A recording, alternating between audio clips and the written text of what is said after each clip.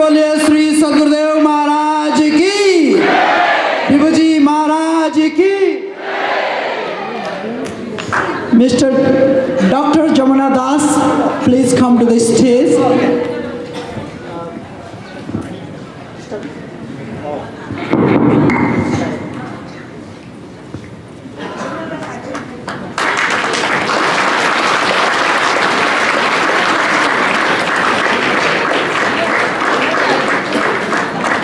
I would like to request, I'm going to read some names here so they can come in the stage.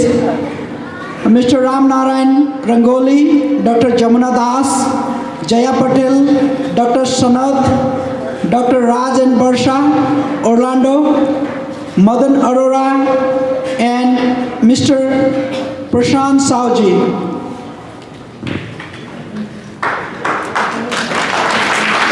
Okay.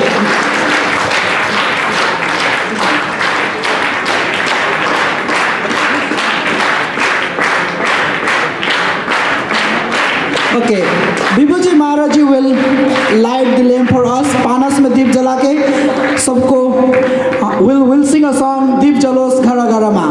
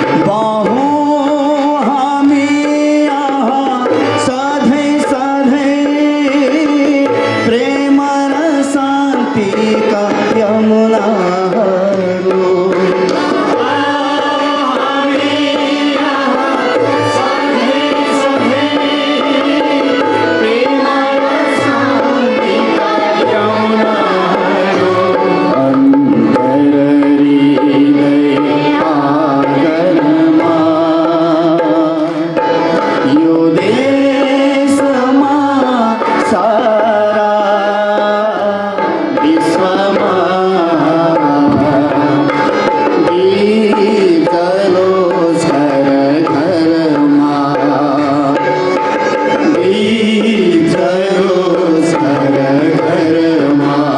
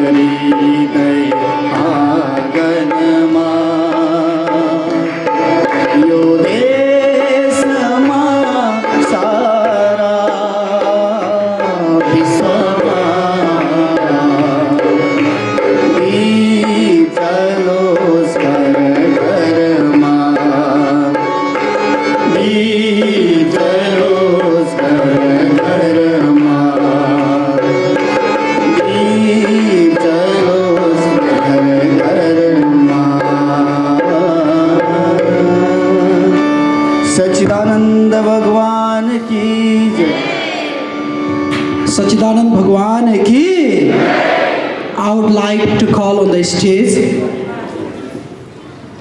Jayas Patel ji, President of Gujarati Samaj. We have some chairs here. Can you please come on the stage? Dr. Sanath, Pennsylvania. Also, I would like to call Dr. Rajan Barsha.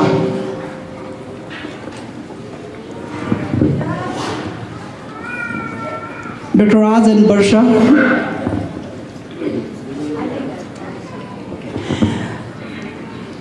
And Mr. Don, I would like to call you in the stage. Don, Mr. Don, Mr. Ram and Santilal Bhai Patel, they will garland to our guest here. हामी समक्ष हाम्रो अहिले मैले नाम भनेको गेस्टहरू हुनुहुन्छ उहाँहरूलाई माल्यार्पणको निम्ति म हाम्रो युनिभर्सल मानव धर्मको अध्यक्ष श्री रामजी पूर्व अध्यक्ष श्री शान्तिलाल भाइ पटेल र हामीसँग कर्मठ प्रेमी हुनुहुन्छ डन जागरी उहाँहरूले माल्यार्पण गर्दै हुनुहुन्छ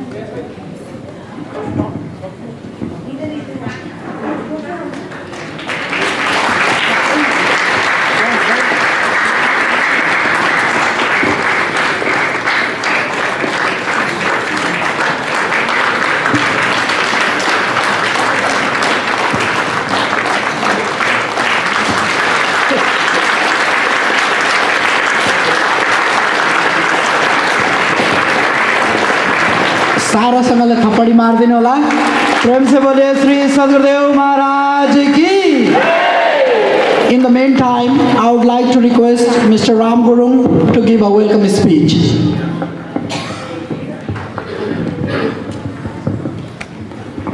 Gurur Brahma, Gurur Vishnu, Gurur Deva, Maheshwara, Gurur Sakshat Param Brahma, Tasmai Sri Guruve Namaha.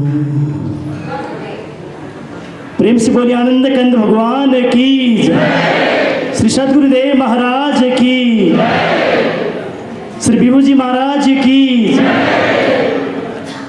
His Holiness Sri Vibhuji Maharaj Ji,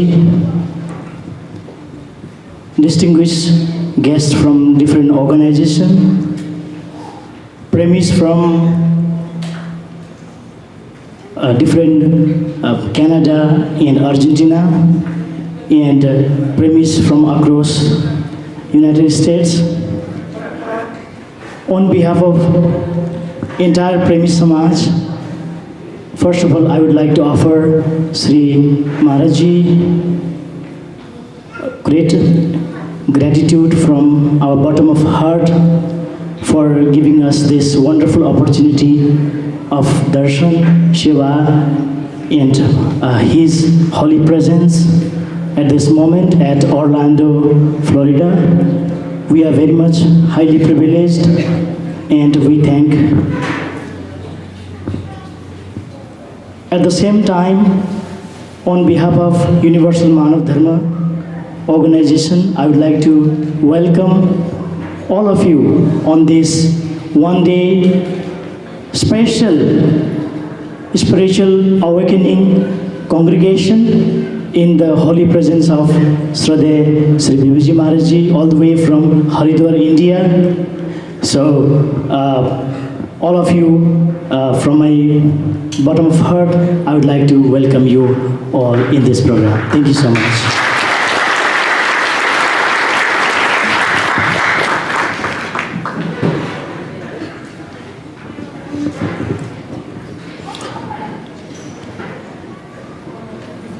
प्रेम से बोलिए श्री सद्गुरुदेव महाराज की.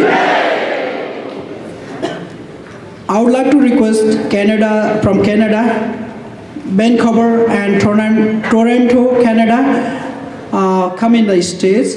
for Malyarpan to Maharajji. In the meantime, Dr. Jamuna Das will introduce Sri Maharajji here.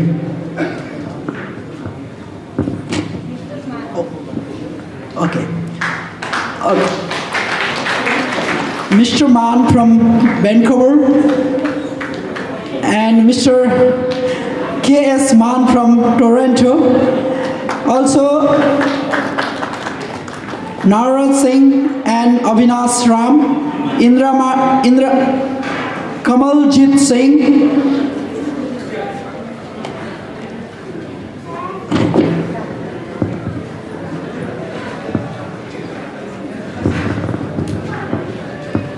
Good evening, ladies and gentlemen. I'll try to keep it as brief as possible because Vibhuji Maharaj really has an introduction that can be so extensive. But the knowledge of God is the most sacred thing in the universe. By receiving that knowledge, by coming in contact with that knowledge, you can also become sacred. This is a quote from Sri Satpalji Maharaj. And this quote is the basis of everything that we are going to hear tonight. What is this power that energizes each and one of you? What is the mystery behind this process of respiration?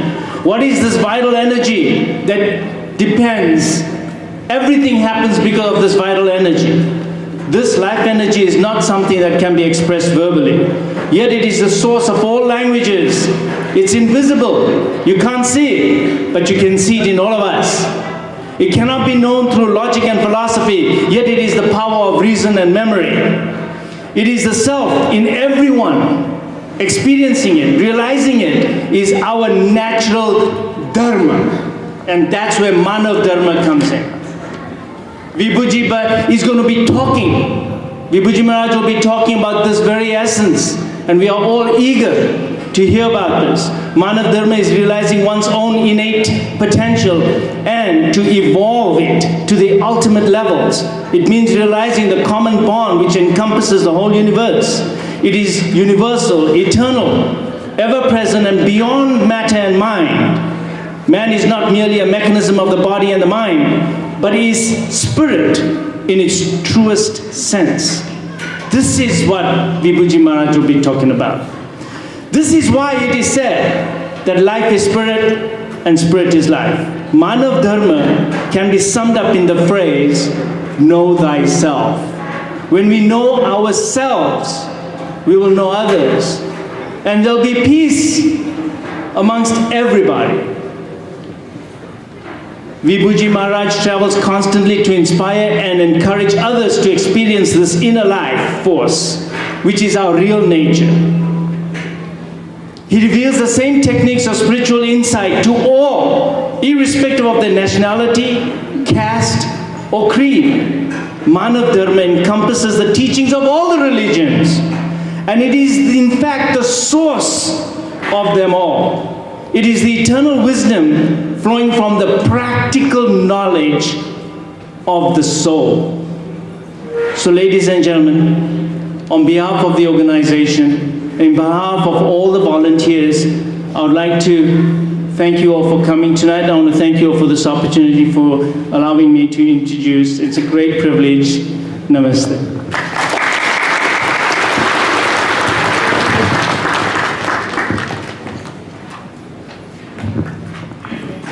अब क्यानाडाबाट हाम्रो प्रेमीले माल्यार्पण गर्दै हुनुहुन्छ।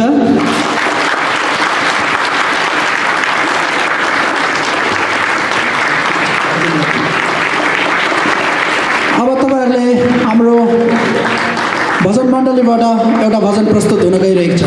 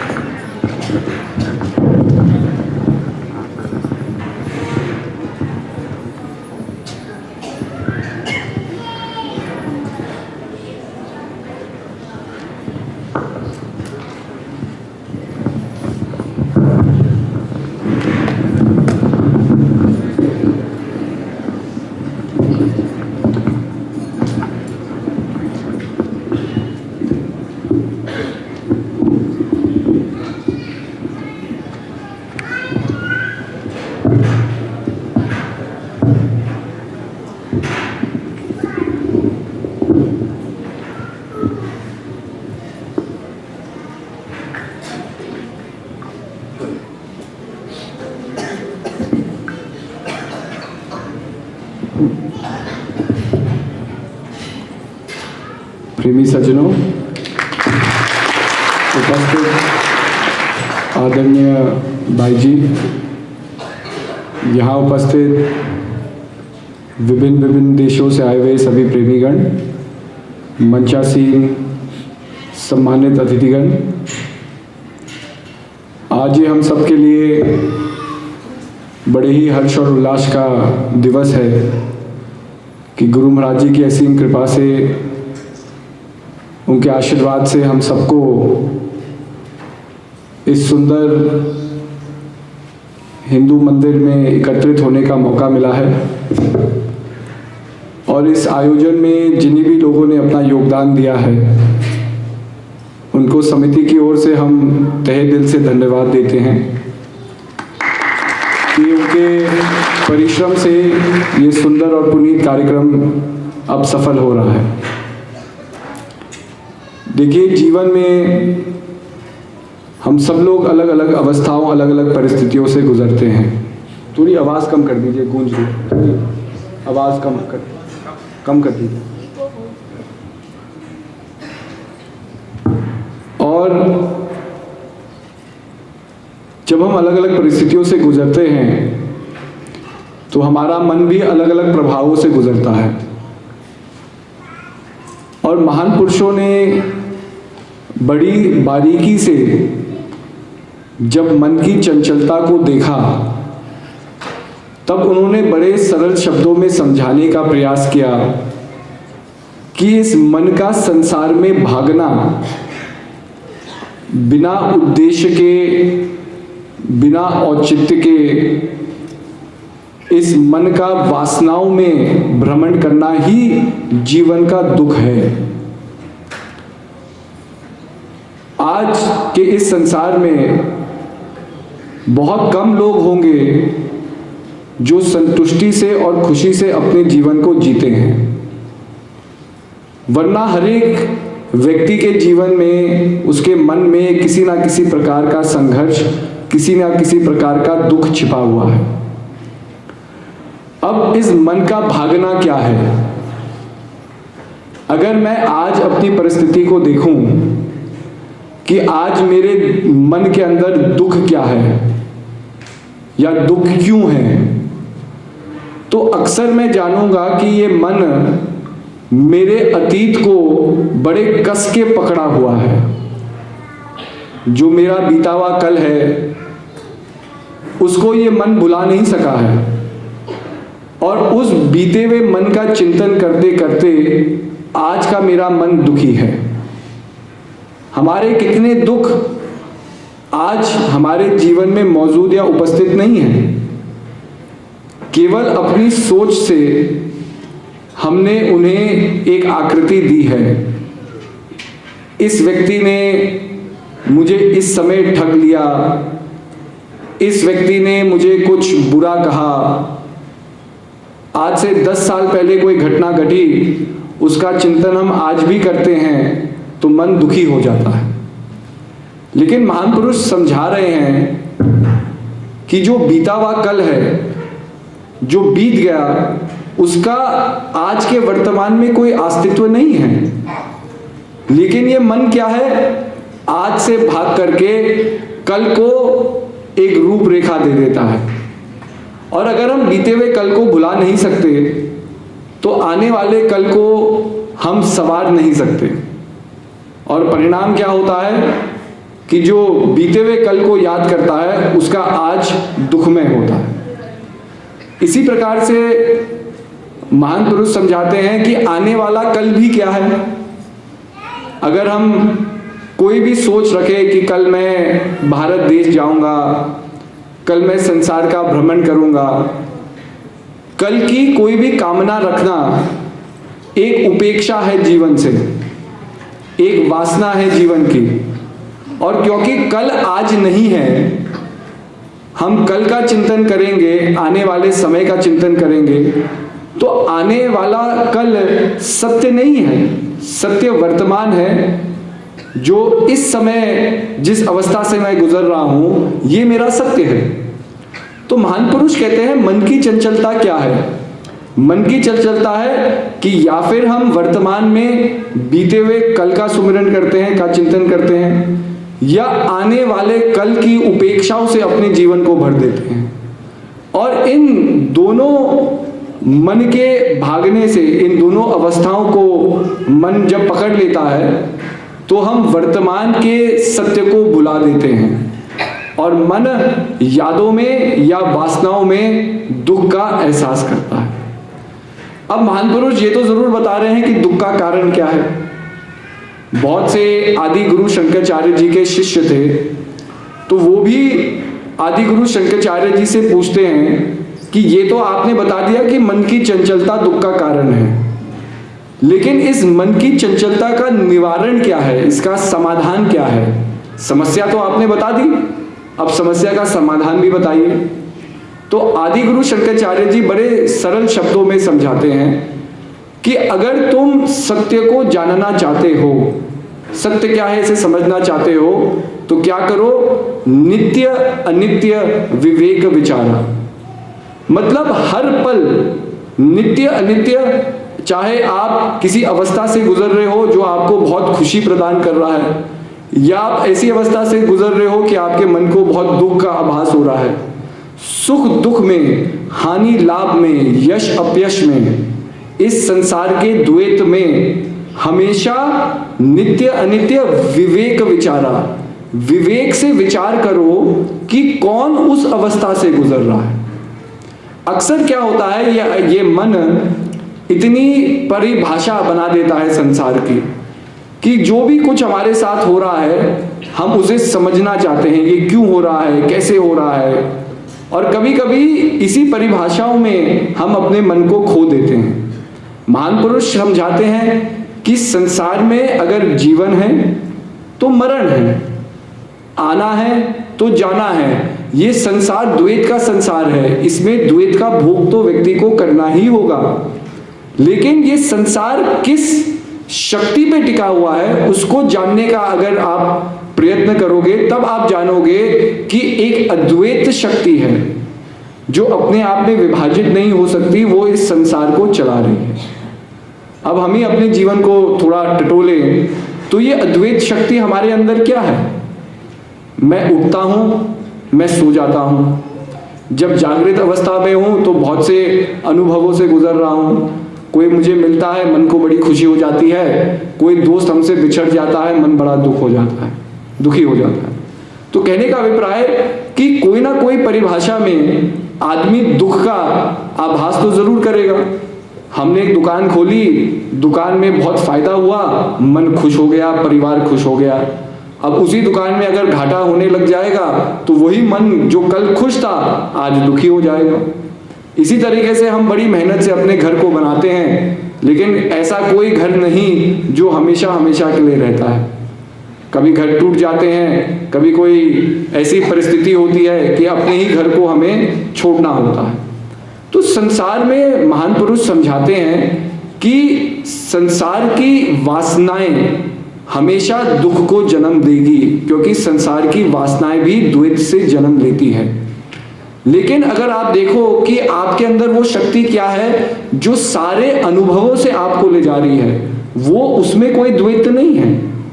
कहने का अभिप्राय ये है, आप एक सफर को तय करते हैं, सफर की शुरुआत है और सफर का एक मंजिल है। जब आप लोगों को पता चला कि इस दिनांक को यहाँ फ्लोरिडा के इस हिंदू टेम्पल के प्रांगण में, इस हिंदू मंदिर के प्रांगण में मानव उत्थान सेवा समिति इस कार्यक्रम का आयोजन करेगी, तो स्वाभाविक है आज भी आपका जीवन एक सफर के रूप में शुरू हुआ।